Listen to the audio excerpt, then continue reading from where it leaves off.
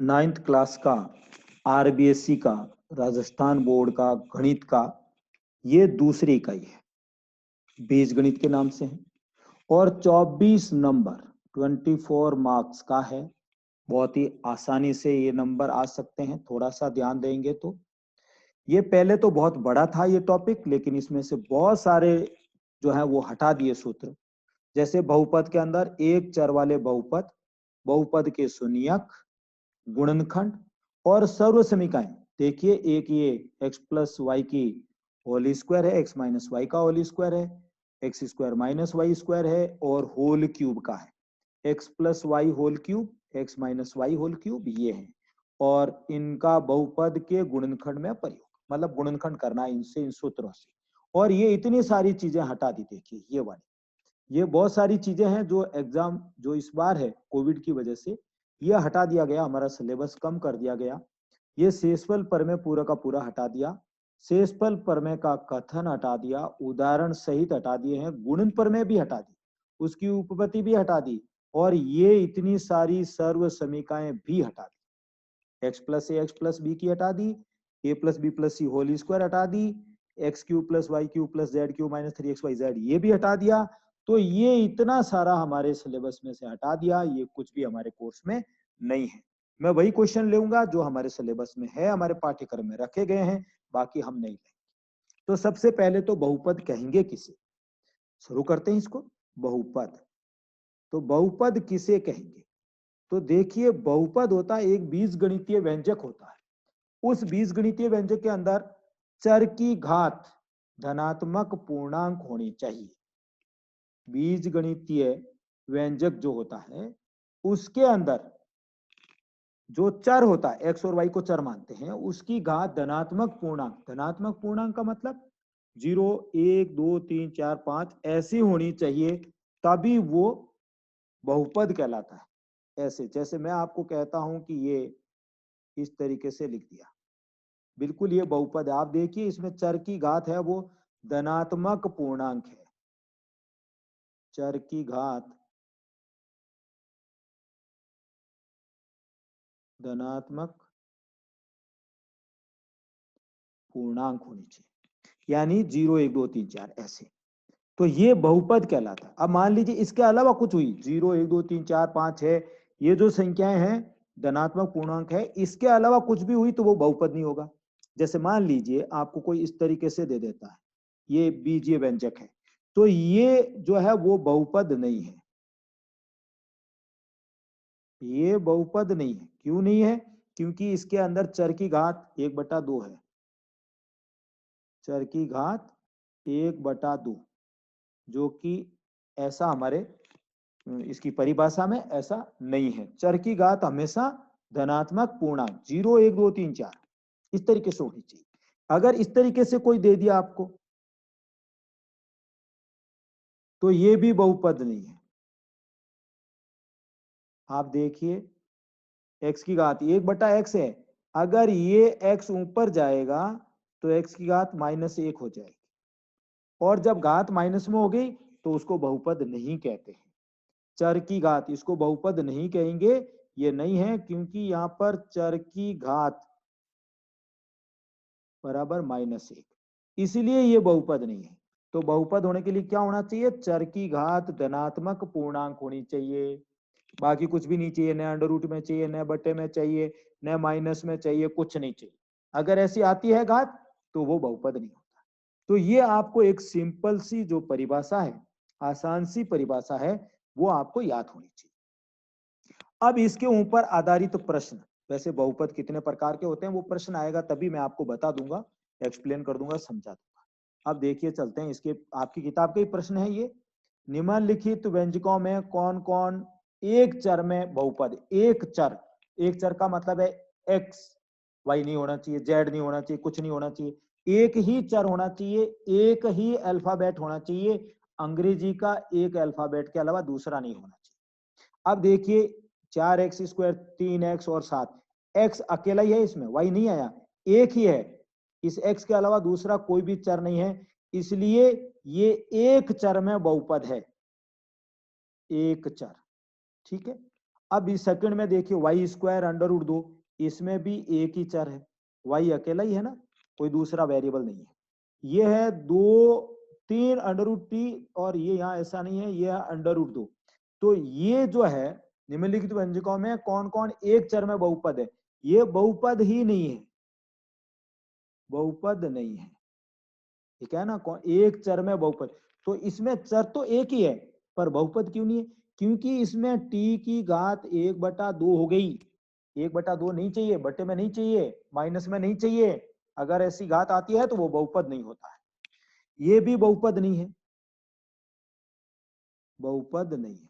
क्यों नहीं है? ये बहुपद इसलिए नहीं है कि आप देखिए ये y की घात -1 हो जाएगी, ऊपर जाएगा ना, घात ऊपर जाएगा ना, ये y ऊपर जाएगा, घात माइनस हो जाएगी, इसलिए बहुपद नहीं है। और ये एक चर में नहीं है, एक चर नहीं है। देखिए इसमें 1 2 3 चर है, ये 3 चर, एक चर नहीं है। तो ये ऑब्जेक्टिव की 1 नंबर का लाइक का प्रश्न आता है, कौन सा? इसमें ये हो गया, पहले तो पता करो बहुपद है कि नहीं, और फिर बहुपद है तो उसमें कितने चर है ये भी पता करो। तो बहुत ही आसान है। अगर एक अल्फाबेट आता है इंग्लिश का तो एक चर, दो आते हैं तो दो चर, तीन आते हैं, अब जैसे इस पांचवें में देखिए एक्स वाई इन टी, तीन आ गए तो तीन चर।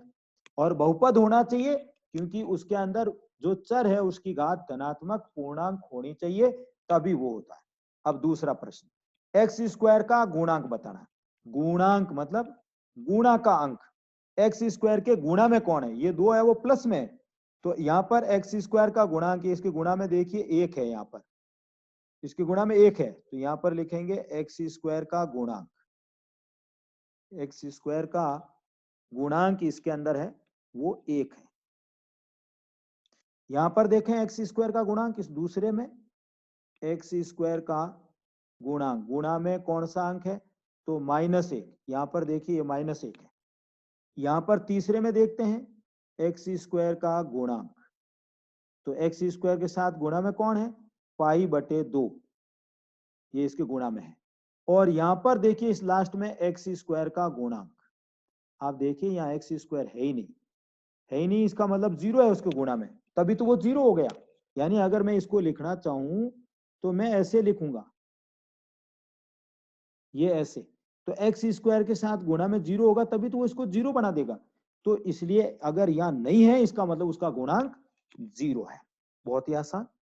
फिर देखिए आगे वाला तीसरा, 35 घात के द्विपद, द्विपद यानी दो पद होने चाहिए, 100 घात का एक पदी का एक एक उदाहरण लिखिए।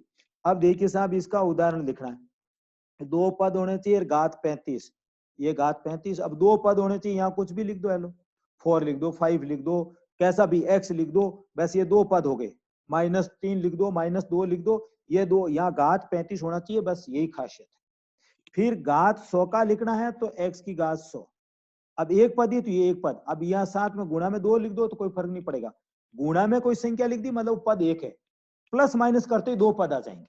जैसे आपने लिखा 2x, तो ये एक पद ही है, पर अगर आपने ऐसे कर दिया तो ये दो पदी हो गया, द्विपद हो गया। तो प्लस या माइनस, ऐसे माइनस भी लिख दिया तो भी ये द्विपद है। तो ये एक पद दो पद, गुणा में और भाग में वो एक ही पद माना जाता है, और बीच में जोड़ या बाकी लगा दो तो वो दो पद बन जाते हैं। तीन पद बनाते हैं तो तीन लिख दो, ऐसे x प्लस वाई प्लस 2, ये तीन पद हो गए, त्रिपद हो गया। इसमें चर दो है उससे कोई फर्क नहीं पड़ता, पद तीन हो गए। तो इस तरीके से ये आपको पता चलना चाहिए, एक पदी, द्विपदी, त्रिपदी, ऐसे। अब देखिए चौथा प्रश्न, इसमें बहुपद की घात, घात किसे कहेंगे? जो चर राशि में सबसे बड़ी जो संख्या उसके ऊपर घात लिखी गई। अब यहाँ पर x की घात 3 है, एक्स स्क्वायर है, x है, तो सबसे बड़ी घात 3 है, तो इसकी जो बहुपद की घात होगी वो होगी 3। इसमें देखिए वाई स्क्वायर, बाकी वाई है ही नहीं, तो इसमें घात है वो कितनी होगी? 2। जो सबसे बड़ी घात है चर की वही उस बहुपद की घात कहलाती है। यहाँ पर देखिए इसमें t की घात 1 है, तो इस बहुपद की घात कितनी होगी? 1। और यहाँ पर देखिए साहब इसमें कुछ भी नहीं है, इसका मतलब इसकी घात 0। कैसे? इस 3 को मैं ऐसे लिख सकता हूं 3 इंटू एक्स की घात 0। किसी की भी घात 0 है उसका मान 1 होता है, इसलिए ये 3 का 3 रहता है। तो दिस इज वेरी इंपॉर्टेंट कि इसकी घात है वो 0 होती है। तो ये इस तरीके से, जैसे मान लीजिए कोई आपको कहता है कि 0 की घात क्या आएगी, तो 0 ये भी एक बहुपद है, तो इसकी घात क्या आएगी, अपरिभाषित। This is very important, very very important. अपरिभाषित क्यों, देखिए समझिए, मैं इसको 0 इंटू एक्स लिखूं तो भी 0 आएगा, अगर मैं इसको 0 इंटू एक्स स्क्वायर लिखूं तो भी 0 आएगा, मैं अगर 0 इंटू एक्स क्यूब लिखूं तो भी 0 आएगा, कुछ भी लिख दो इसके साथ में। तो अगर 0 इंटू एक्स लिखता हूं तो घात 1 होनी चाहिए, 0 इंटू एक्स स्क्वायर लिखता हूं तो घात 2 होनी चाहिए, 0 इंटू एक्स क्यूब लिखता हूं तो घात 3 होनी चाहिए। इसका मतलब घात तो 1 भी हो जाएगी, 2 भी हो जाएगी, 3 भी, इसका मतलब कुछ भी हो सकती है। जब कुछ भी हो सकती है उसी को ही अपरिभाषित बोलते हैं, इसलिए 0 की घात अपरिभाषित बहुत ही इंपॉर्टेंट है। और ये भी बहुत इंपॉर्टेंट है, अचर की घात, इस 3 को बोलते हैं अचर। 3 हो, 5 हो, 7 हो, 8 हो, चाहे 100 हो, उस अगर सिर्फ अचर संख्या है तो घात 0 होगी। तो इस तरीके से आपका ये आपको पता होना चाहिए। अब कौन सा रेखिक है, कौन सा द्विघाती है और कौन सा त्रिघाती। त्रिघाती मतलब जिसकी घात 3, द्विघाती मतलब घात 2, रेखिक मतलब घात 1। ये बहुपदों के प्रकार है, रेखिक बहुपद, द्विघाती, त्रिघाती। तो अब देखिए इसमें हाईएस्ट इसकी जो घात है वो 2 है, सबसे बड़ी घात 2 है, इसलिए इसको कहेंगे द्विघाती। छोटे प्रश्न है ऑब्जेक्टिव के, ये घात 3 है सबसे बड़ी, देखिए यहाँ 3 लिखा हुआ है, इसलिए इसको लिखेंगे त्रिघाती। यहाँ सबसे बड़ी घात 2 है इसलिए ये द्विघाती। ये सबसे बड़ी घात 1 है इसलिए इसको कहेंगे रेखिक। और इसमें t की घात 1 इसलिए ये भी रेखिक। रेखिक का मतलब जिसकी घात 1 हो, चर की घात 1 हो, बड़ी से बड़ी घात 1 हो। आर स्क्वायर ये घात 2 है इसलिए द्विघाती, द्वि मतलब 2 घात वाला, ये घात 3 है इसलिए त्रिघाती। तो देखिए कितना आसान होता है, सिर्फ घात देख करके बताना होता है कि त्रिघाती है कि रेखिक है कि द्विघाती। तो ये आपकी किताब के ही प्रश्न है, कोई और दूसरे कहीं से भी नहीं लिए गए। तो ये एक प्रश्नावली आपकी मैंने करवा दी है, आप इसका वीडियो देख करके आराम से कर सकते हैं। कहीं भी समझ में नहीं आए आप वापस पूछ सकते हैं, कोई भी दिक्कत नहीं है, कोई समस्या नहीं है। और कॉपी के अंदर ये होमवर्क करें। Thank you.